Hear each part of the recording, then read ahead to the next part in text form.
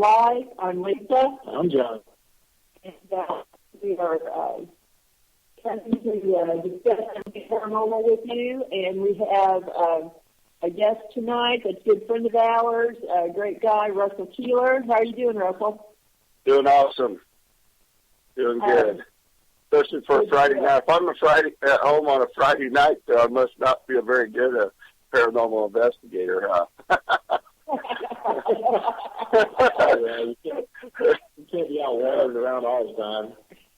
Yeah, well, I'll tell you what, it's too cold. I'm a fair weather ghost hunter, man. I don't get out in the cold too much unless I absolutely have to.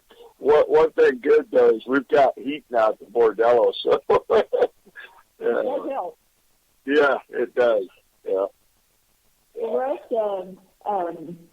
is a long-time investigator, has his own team down in Salem Springs, Arkansas, and I think what people are wanting to hear about, you also manage the Murder Bordello in Galena, Kansas. Yes, we have a lot of fun up there. I get people that always ask me, is it haunted? After 10 years of doing paranormal investigation, I don't think anything's haunted anymore. It's just active or not active. We get into these places and we've seen just about everything, and so that doesn't even bother us no more. And so haunted is a different meaning to me than it probably is to a lot of people that have never experienced anything paranormal and have to live in that kind of environment. So, we have a lot of fun. The bordello is very active. The only thing is that we've ran into lately is that it's gotten kind of quiet up there as far as people coming in. I think people are also fair-weather investigators and ghost hunters that like to go out and do the tours.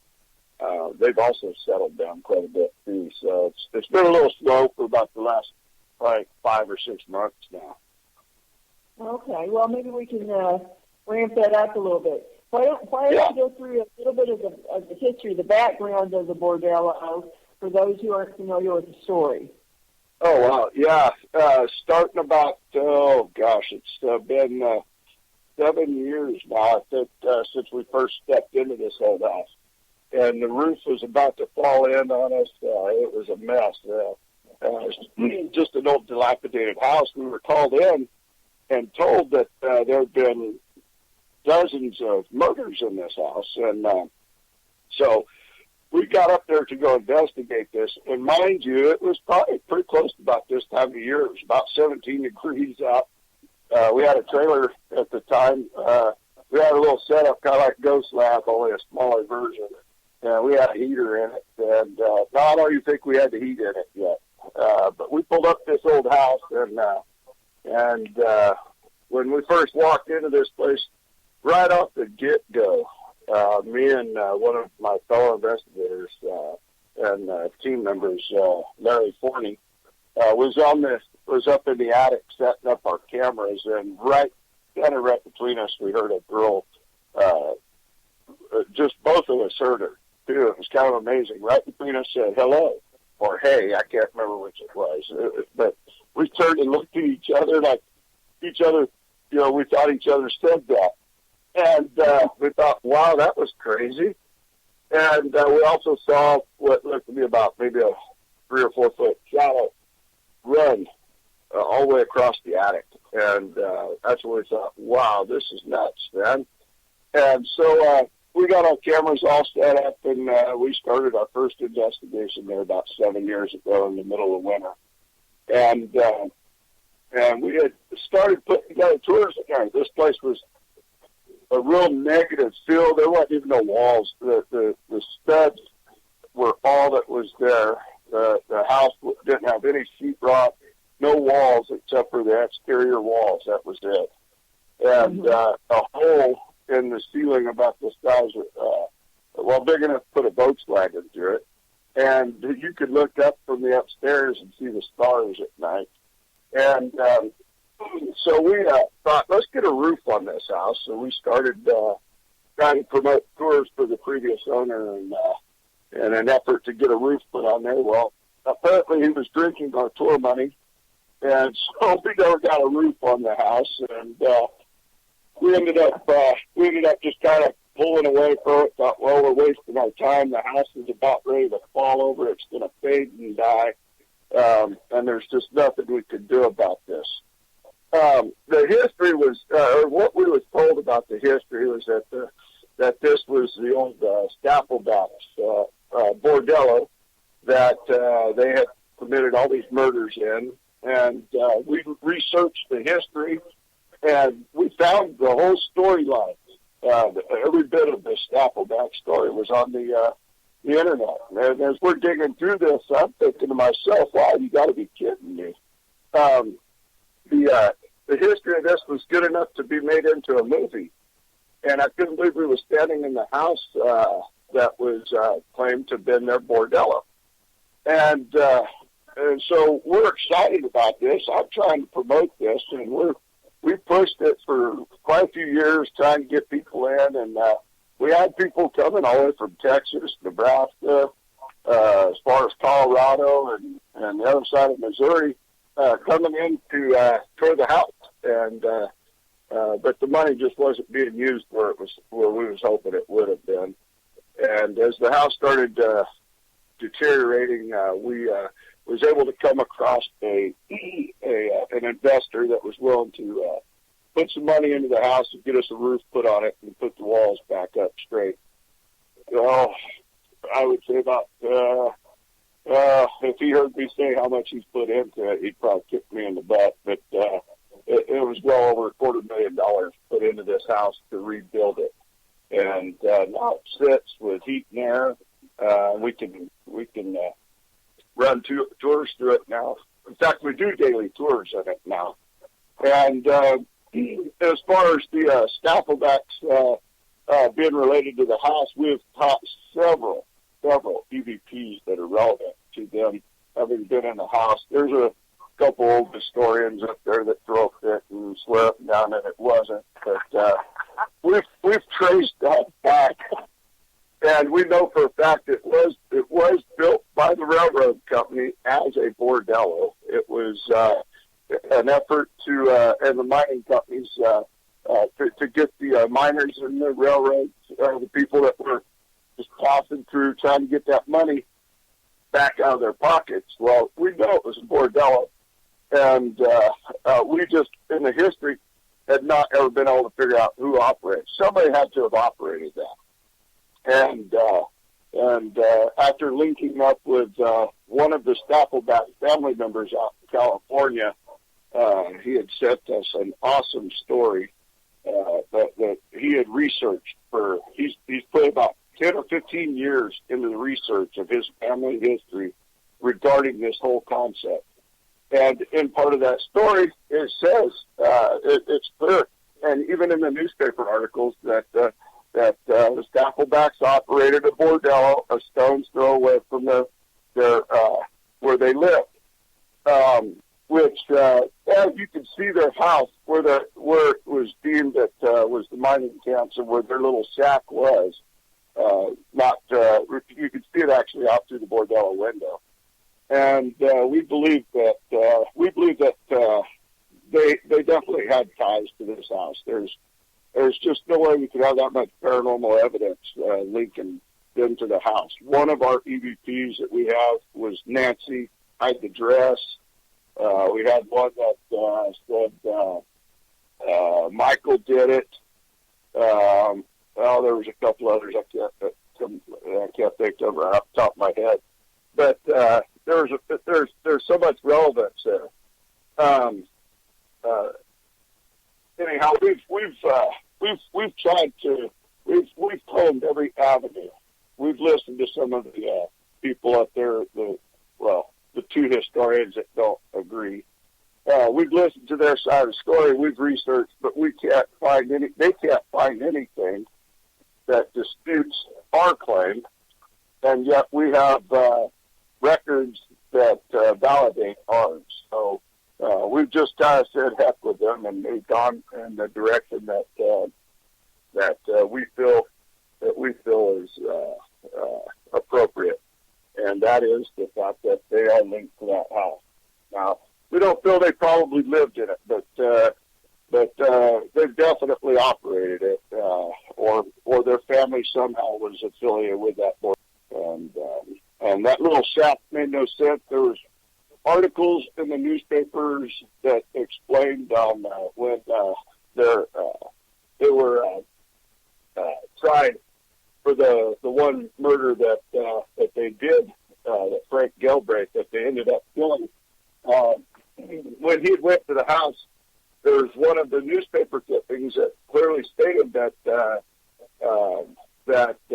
the brothers, when he was over there banging on the door and harassing, he had returned a second time, and that the brothers came from downstairs. Well, in their little itty-bitty tiny shack out there in the mining camp, where was the upstairs at? So they had to have been in a two-story building in order for that. And that was the rumor. That was a rumor control type press that went around in those days. But so they obviously came from upstairs. They came from upstairs. They obviously had to have been in a two-story house. And that's the only one that seemed to make so much sense. And nobody knew anything. Well, I say nobody. I take that back. When we first started investigating the story, the history of this house, everybody in that town agreed that we interviewed that, oh, that's the old Staffelback house. That's what everybody told us.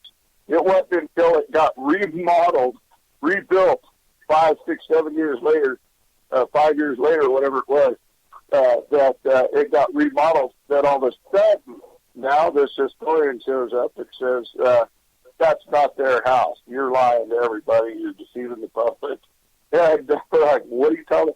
We've been in the news. We've been in the newspapers. We've interviewed everybody in this town. We even called the historical place that does all the historical records over there in the next town over, and asked them if they had any history on it. They said no, they didn't. But they did tell us that they don't think that that's the Staffelback's house. They didn't dispute it. They didn't argue with us about it. They just said, "Oh, we don't think that was their house. We're not sure." Well, it wasn't until after that house got remodeled and started drawing some attention to the community that we were starting to commemorate, some of their bad history, but yet a very, big part of their history. It's all over. It's all over the internet. The Staffelback story. It's as big as the Benders, the bloody Benders that was up there. Also, their story is just as popular, if not more now, than the bloody Benders. And so we've just got to push forward. Yeah, I think the rest of it, I know I grew up in the Joplin area, and I have family that it goes back generations in Galena that, everyone always said that's the old Staffelback Bordello. Yep. And it was never questioned, and and there's accounts of it way back. In fact, the police reports when they were investigating the Galbraith murder placed the Bordello in that block. Yeah. So yeah. If it wasn't that house, it was on the block. Yeah. There's nothing else on the block that fits.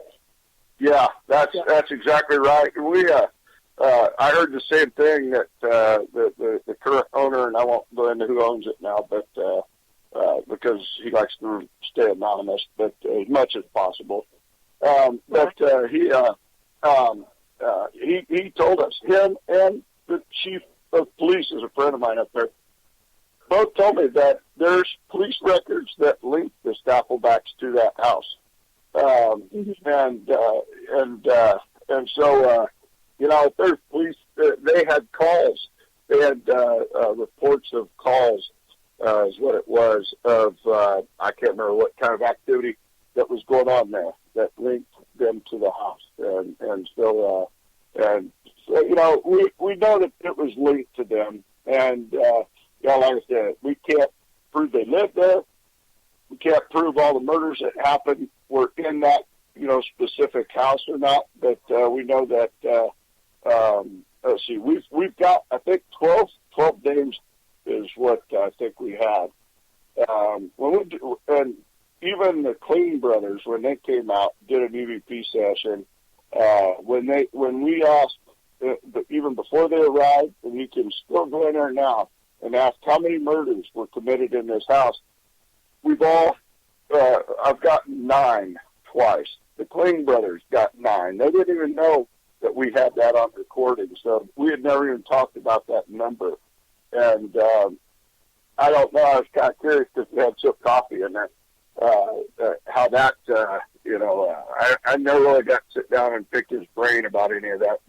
Every time we've ran into him, either at the airport or we were busy doing other shows or something somewhere, and so we didn't really get a chance to, we never really discussed what his impressions. Now, I know that what he felt up in that attic, and we've had other psychic mediums in there that have the exact same feelings, the exact same person, the exact same visions in that house, and so there's some bad stuff there.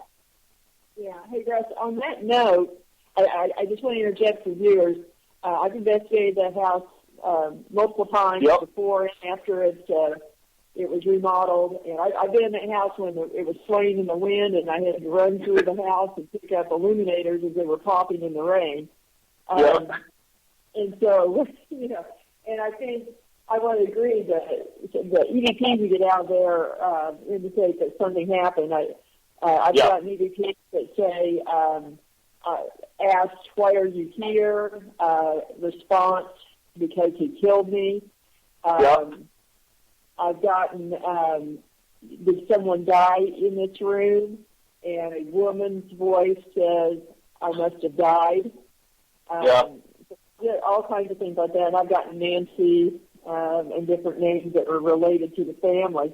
But I think John has a question for you. Yeah, do About when last time you were there. I forgot about that. Hey, Rob, last time I was there, it's been about a year ago. It was actually a year ago on New Year's Eve. Lisa and I came to your at the what's that place over there? Liberty Hall, and then investigation at the Bordello. After I left the Bordello, I felt rather intoxicated for about an hour. I just wanted to know if your girls thought it was funny to get me drunk when I don't drink. You know what? You're not the first. I've had people leave there anxious. They've had different. We've had people come in and leave there in all different types of frames of mind, and maybe that lightheadedness was a light blow to the back of the head, maybe. Maybe you weren't drunk. Maybe they were trying to get your money out of you. I had literally the signs of being drunk. My nose was numb. I felt dizzy. I was just, I used to be a drinker, so I know that feeling all well. And it was the wildest thing. I mean, we had quite a few experiences with some of the girls there while we were investigating, and it was pretty interesting. Pretty interesting. Yeah. I want to go back. He likes to joke he's not going back, but and for people who aren't familiar with the Bordello, let's talk a little bit of some of the things that happened there. And I want let's talk about the unique shadow man there, because shadow men typically don't they usually shy away from you and go the other way, but the Bordello has a shadow man that acts much different. Why don't you talk about that? Yeah, he's a big dude, and he likes to hang out right by the stairs. Usually, is where most people see him. We've had instances where another friend of mine, Ryan, Vasquez, he has a team out just south of us here in Arkansas. We was all up there, and we had a pretty good sized crowd up there, as a matter of fact, that night. And we had been talking about, the shadow figures we see, and he was sitting on the first landing of the stairs, and we were all up above in the main little, I don't know what they call it, little room up there where we just kind of sit down in the top of the stairs there. But all of a sudden we heard, it sounded like about a 250-pound guy take about 6 steps coming up those stairs, and that big black shadow just got dissipated as it went through Ryan and about knocked him through the window. It freaked him out. Shadow figure, my wife and him, I think it was also my wife and Ryan at the time, was either had turned to go up the stairs. I think it was, they were headed upstairs, and it was standing right on the stairs in front of them, and it just, they froze instantly and stopped, and then, of course, it just kind of just dissipated and went on his way.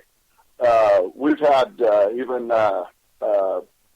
Brad Kling, he's experienced. Yeah, him and Barry both got their experience with him right there close to the stairs as well, which is pretty cool. There was one night we was all three standing right there by the kitchen in the dining room, and Barry's head just kind of turned and went following the object across the floor. It was like, what the heck? And I could kind of see, it looked like to me a spiral just going right across the floor, and it turned and went by the stairs there. But what Barry said he saw was like a black box, a tube box, a big long rectangular tube that was just kind of cruising through there. And to me, it looked like a circle, like it was spiraling going across there. We don't know if that was associated with the big map that we always see by the stairs, but almost everybody that's been in that house at least a couple times has that experience. Here not too long ago, I was sitting at the table, and we was running day tours. This was in the middle of the day, running day tours, and this man came in with his daughter, and they were standing. They did the tour of the house. They walked around, and they were standing there talking to me, and he was facing the stairs looking at me, and he could also see what we call the gambling room downstairs. And all of a sudden, his face just turned pale, and his eyes got real big, and I could tell right away something must have just happened. And I said, by look, it looked like you just saw something. He said, oh, my God. He said, a big old shadow just walked right across the door in front of us here. And it really freaked him and his daughter out. But we've never had any, negative. Now, when we used to go there a lot, we always had a lot of negativity, negative feelings in there. It's like, you just didn't want to be in it. I never really experienced that as much as a lot of other people did. I just, there were times that you always felt like you're being watched. So, no matter where you go, you feel like somebody's, or 2 or 3 people right there just staring at the back of your neck. And so, it used to be kind of nerve-wracking if you were in there by yourself walking around and be like, oh, man, you're always looking behind you because you feel like somebody's going to push you or trip you or shove you. And, in fact, we had a guy pushed on our last tour there. He's a pretty big guy. In fact, it was Larry's son-in-law, I think. As a matter of fact, now I think about it. He was standing right by the edge of the stairs when we was talking, and it was just, you could see his shoulders shrug as it looked like something shoved him from behind. And he just about went down the steps right there. But, the negativity has kind of went away, and they've kind of interacted a little more with us. in a more playful manner or more willing to communicate type manner. We've got a little girl upstairs, I think, from 2 mediums that have been there now, or 3 that have felt the presence of a little girl up there. In fact, one of them, I think they've even given her a name now. I can't remember what it is. But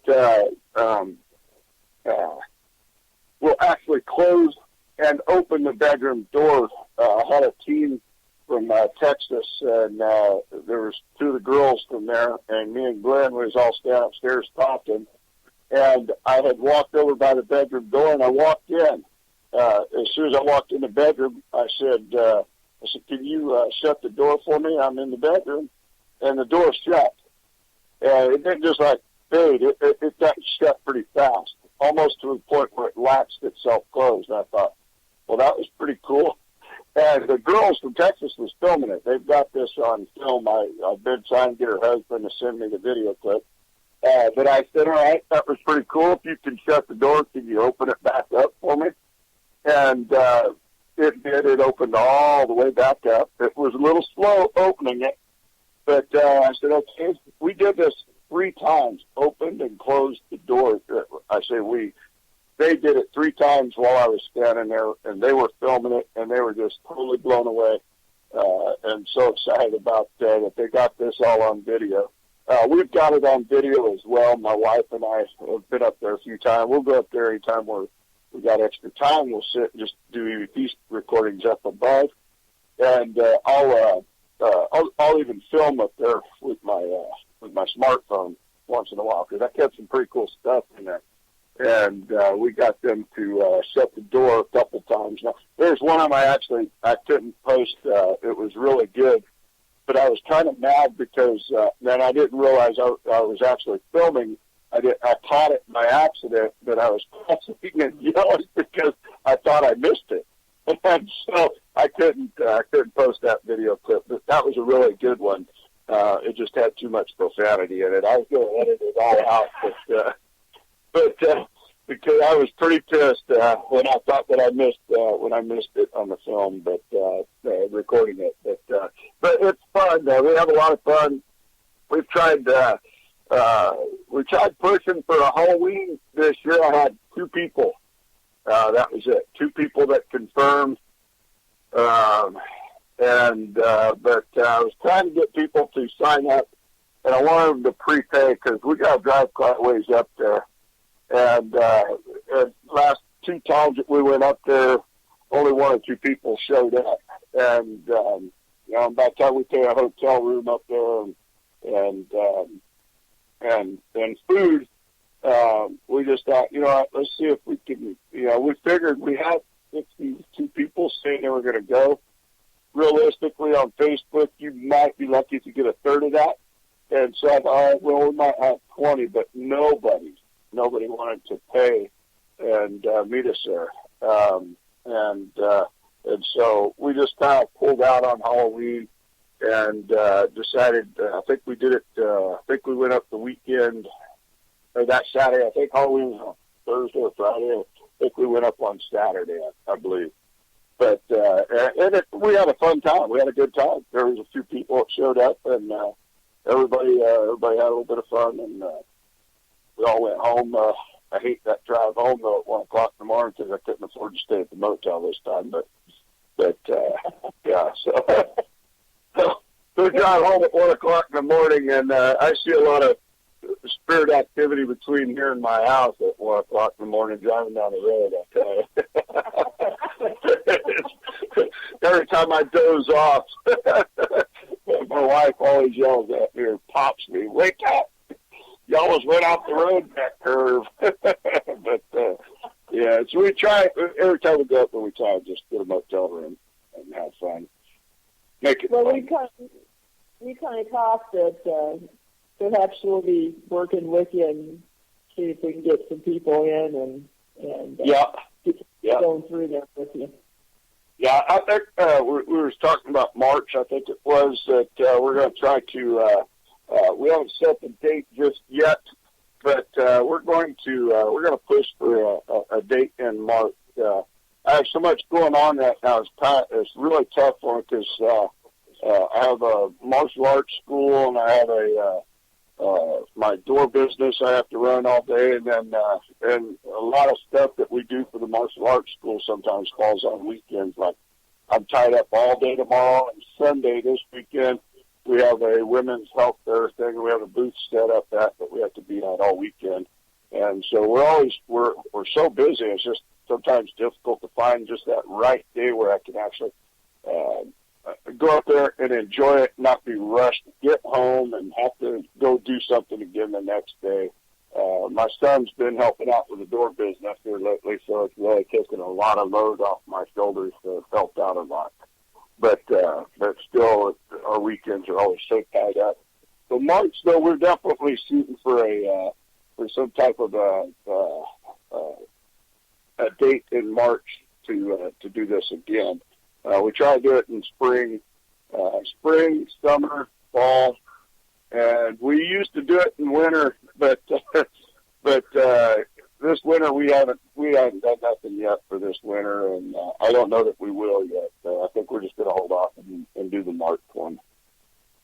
Okay, and and people are listening, if you're in the Midwest or if you want to come in for it, watch the Paranormal Science Lab page, website, and the Facebook page, and we'll get details out to you. And yeah, the Facebook page is the best place to go to on the Bordello as well, because I don't really try to keep too much.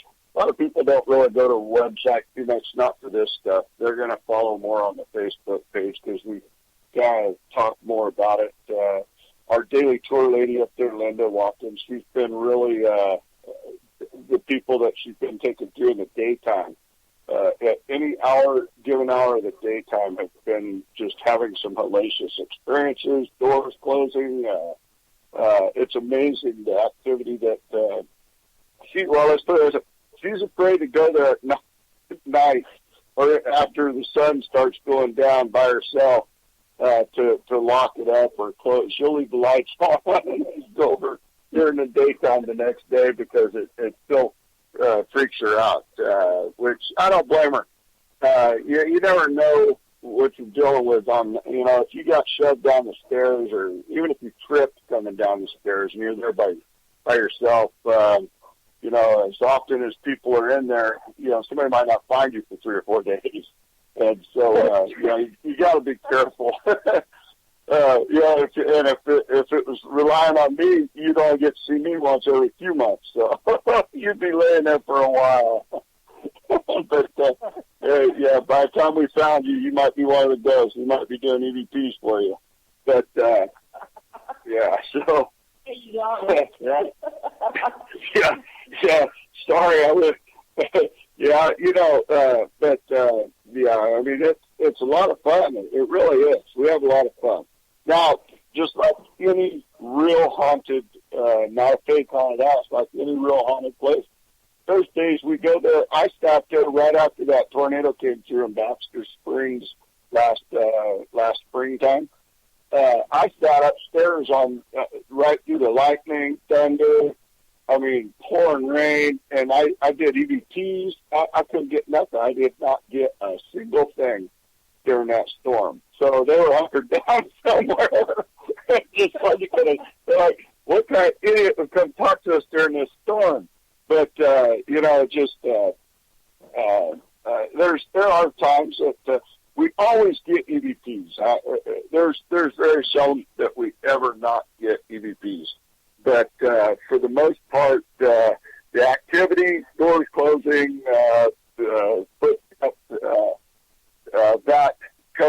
that comes every now and then. We had a lady, her earrings, she had these hoop earrings that actually waxed around her ears, and they were pulled off. She didn't even know they were pulled off, and it was thrown across the floor. My wife and Glenn, Larry, were standing right there and watched the whole thing. Wow. And it happened to her twice in the same night. Dalton wanted those earrings. And I think after the second time, just pull them off. I said, all right, here, I'll leave them on the banister. You can have it. Someone was looking for that treasure that they never found. Yeah. maybe that was the type of treasure they were talking about. Yeah, it was just all, they weren't taking money, they were taking jewelry. Jewelry or whatever might be of value. There's a legend that there's treasure buried from the scaffoldbacks in the property. But none has ever been found, but there's that legend. But, It's saying, Russ, kind of leads to the question of, it's not easy running a haunted site. Yeah, it's not. It's not.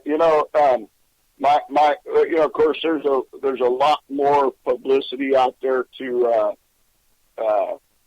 the Villisca Axe Murder House. My hat goes off on him. He really put that out there good, and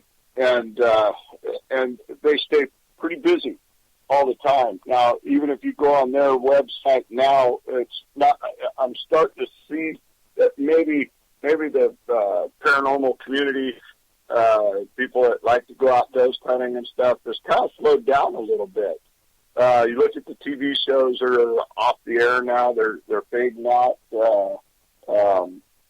I think Ghost Hunters is about the only one left out there, and they're doing pretty good.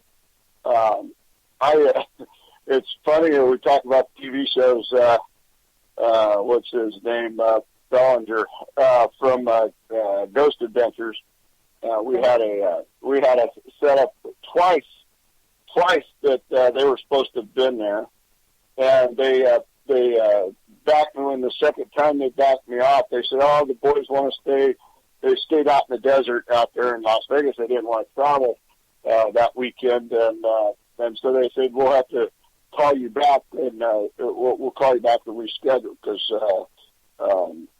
they wanted to film close to home this month. I can't remember what month it was. I think it was getting close to the holidays or something. That was a year and a half ago.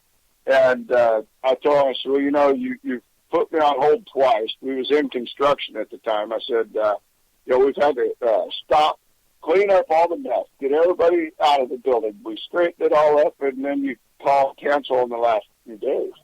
I said, if you do this to me again, you're not coming to my house. And never heard from him again. So I guess that's, but what I ended up doing with, because we ended up with Brad and Barry coming in, they were coming in to film a documentary of the history of the house, and it turned into a promotional video for this Route 66 crap that they wanted to do. It totally screwed up my whole concept on this house. If any of you fans out there and watch it, not that the video was bad, the video was okay. It was not what I wanted. It was not what I wanted. It's not what Brian wanted, and it just got totally off the beaten path. And I was very, very disappointed. In fact, I was sick over I wanted to puke over it. I really did. It was frustrating. I wanted the history of the house and the scaffoldbacks told, not some promotional crap for the Route 66. It turned into more of a tourist video than it did. It didn't even talk nothing about all the activity we've ever found and had in that house. And so I was really frustrated with that. So, but that's fine. We've kind of cut all them ties. We're back to just doing our thing. The house, it's probably costing an arm and a leg every year in taxes and stuff. The daily tours have picked up. Actually, Linda's doing tours almost regularly throughout the week. So at least the daily tours are helping compensate a little bit. And we just do the big ghost hunts up there that we put on, which is usually about 2 or 3 times a year, 4 times a year. It's hard. It's hard to market and to push that. And I don't know. Like I said, if it's because I see it, some of the paranormal ghost hunter people are out there. They're not. They're just not hitting these places. I know gas prices were way up. Nobody wanted to go anywhere, and nobody wanted to get out. We did some places over by St. Louis area that there's no way I could have afforded to do those again, because of the amount of money it was costing for gas. Well, almost $4 a gallon at the time for a while there. And so I don't know if that's what caused it. Maybe now gas prices are down. We can appeal to people. We have an excellent price. But we're only sorry if you come in out there, we've got a group of 4, a group of 10. It's only $200 to come in if you want the place for yourself. Or when we have our tours, we only do $20. You're not going to find places that you can go and ghost hunt. Bring your group in and ghost hunt for $200 for the night. When we had the other guys trying to promote it, they was wanting to push it for $400, $500. Nobody's going to go ghost hunt a house for that. I wouldn't pay $500 to go. That would be nuts. I don't know if anybody out there, Valiska House might be able to get that. I don't think they were even pushing that much. I think it was only in the $300 range, 3 or 4 tops. Well, you got to think, Russ, this is the house of ill repute. So, at $500 a night, that's a pretty good, that's one of them good prostitutes. That's not one of the cheap ones. That's true. Yeah, so we've cut back on we've cut back on our women here. we went with the cheap women now. We got the $200 night ones in there now. So anybody that wants to come and it's kind of see-through. So I mean, they can really use the sandwich. Is all I'm saying. Yeah, but it's sad to think that the women that the Staffelbacks lured in to be prostitutes in that house. Out of that, there was 2 of them that were real young, and they actually, I guess, they liked the 2 girls, and they ended up killing them and hiding their bodies under the beds so they could dump them into mine shafts at night. And if it, and realistically, if it was in that house, we have one girl in there, sounds young, and almost every time we get a response from her. Her name is Becca, and we can't relate that. I haven't been able to relate that yet to any of the prostitutes, but I'm not sure if that might have been one of the young girls' names. I don't know. Have you found any of the names like that, Lisa? Any of your? No, of the teenage girls, no. In fact, the testimony at the jailbirth trial was that no one knew their names. Yeah. Yep. But I will tell you though that in that the southeast bedroom upstairs, every time I go in, I encounter a girl being bludgeoned. So yes, and so has a couple of other mediums, and I know that you have that in you too.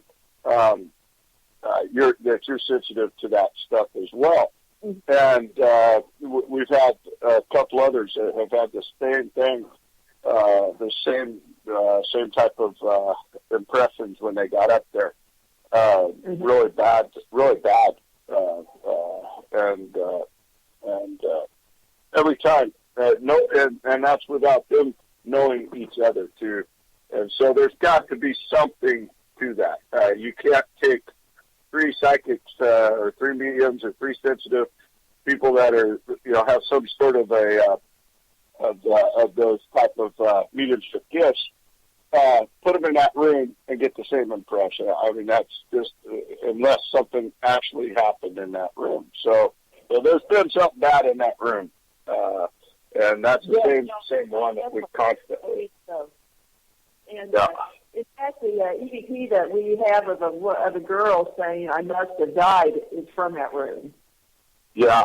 Wow. Yeah, I didn't know you had that one, that EVP. That's and I've got a hard drive sitting here, and I kid you not, I bet there's 500 or 600 videos on there, with probably 2,000 or 3,000 EVPs that we've done from the Bucks building in that Bordello over the past 7 years. The little disc, it won't read. And so I've got a guy that can fix it for me. I just haven't been able to get a hold of him on the phone here lately. So there's another guy up there that can maybe put it in a different reader. And I just trying to get all those files out there because I'd like to put some of that back up on YouTube and out there. It was some pretty cool stuff. But I've got a bunch of EVPs that are similar to those up in those rooms also. And I think the video's out there on YouTube where my son was filming one night when I was harassing the Stoppelback. And Linda Watkins, as a matter of fact, was standing behind me. There's another kid standing behind her. And it was like somebody slapped me in the face when I was kind of provoking and talking bad about her sons. And the millimeter shot way up to about 8.9, 9.0, and my face was just burning like it was on fire, and it felt just like somebody slapped me real hard. And then when the millimeter died down, the burning went away in my face. Well, that was pretty interesting to think that, wow, or if that, had something to do with it. Well, my son made the comment, he said, man, you guys see this on that video. That was pretty cool. All that was happening. He said, take a look at it. And so when I looked back and right about the time the millimeter went up, I said, wow, felt like somebody just slapped me in my face.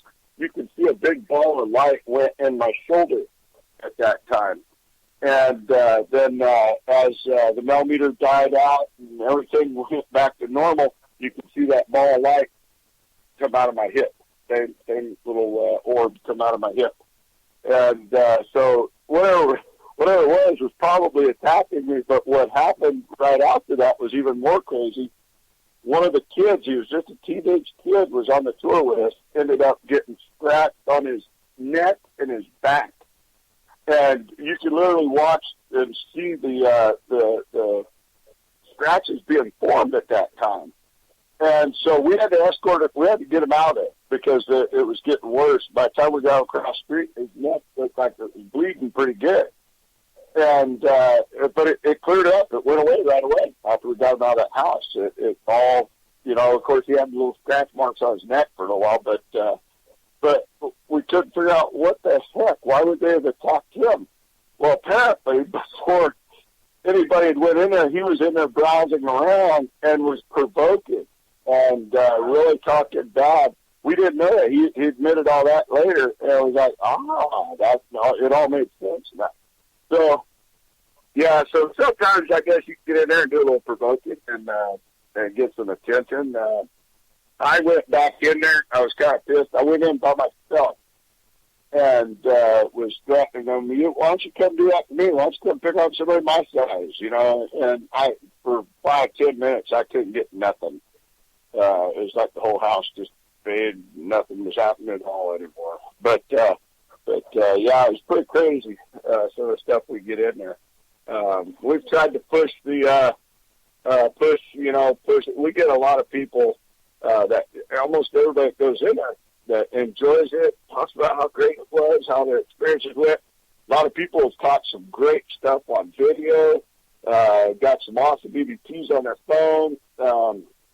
One of the most common things that I see, it'll look like a whirlwind. It looks like Casper making a whirlwind and going through walls or going through the ceiling or just floating around above the bathtub in the upstairs bathroom. And it's pretty amazing when you see stuff like that. You're like, wow, what is that? and they'll catch that on video. You just don't see that kind of stuff. You just don't see that stuff all the time. Well, I tell people, send me the copy of that video or send me those pictures. We get a lot of pictures because I'll have them transfer those to me right away. But the video clips, I never hear back from the people, and they never really get on Facebook and talk much, or we get some that do write reviews and talk about it, but we have a lot of fun in there. Hey, Russ, in your opinion, do you think the spirits are there, and maybe even the shaman, do you think they're victims of the Staplebat, or the Staplebat? Was it Chip or it might have been Chip, said that the big shadow, he even felt or saw the shadow right by the steps, said that he was I think he said he was a miner or a railroad worker. I can't remember. He was one of the workers. He was a worker there. And I think he even gave us, he thought the name, what his name was. That might have been Nick that gave us the name. But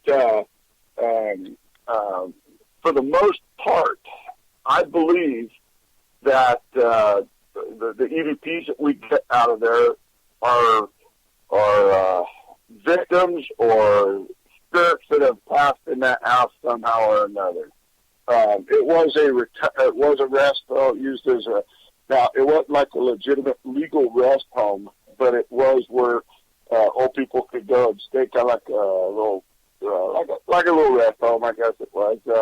But it wasn't on the books as a rest home. But a lot of older people that live in the town said, "Oh yeah, I remember that when that was a rest home." Well, that's why they built the back steps, was because of when the people that were living upstairs would die. What's the name of the mortuary people over there? Deerfeld? Deerfeld, yeah. Deerfeld, yes. Schifferdecker, that's the name of the street that runs into Joplin. I don't know where I got that from. But, but the Deerfelds got tired of trying to carry the bodies. Got tired of trying to carry the bodies down that real tight staircase, so they had to build that staircase coming out the upstairs down so that they could get the people that passed away in that house. Now, I have caught a few EVPs of what sounded like disgruntled old women in there, or men, a few times, but for the most part, they appear to be younger, and not the type of people that you would have expected would have just passed in that house. And some of them seem even actually like they're lost in the house. They don't even know they're dead. Like they're still living there in whatever era it was that they were there. So, which I believe would have been about the 1800s. Hey, Russ, we're getting to the end of the show. Okay. Get that information. Yeah, has it been that long already? What was that? I said, is it getting that late already? Wow. Yeah. Yeah. Yeah, I could talk all night about this place. Yeah. I'm sorry, was there a question in there, Lisa?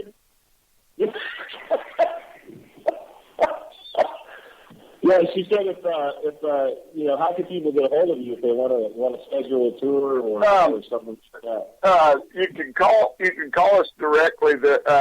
Now I don't have Linda's phone number sitting right in front of me. I'll tell you what, though, I can let me throw a phone number out there real quick, just for purposes of getting a hold of her for tours. You can, if you're just wanting to do a daily tour, it's only like $10, and you can go in there, do a daily tour. It's right there, a local number 417-499-3700, and it's on our Facebook page. If you go to our Facebook page, you can get a hold of me or Linda, depending on whether you want to do a ghost hunt, schedule a group coming in, or just do a daily tour. You can go to Galena's Murder Bordello on Facebook. There is another one out there, I think, called Galena fans of Galena Bordello or something like that. It's the actual Facebook page is Galena's Murder Bordello.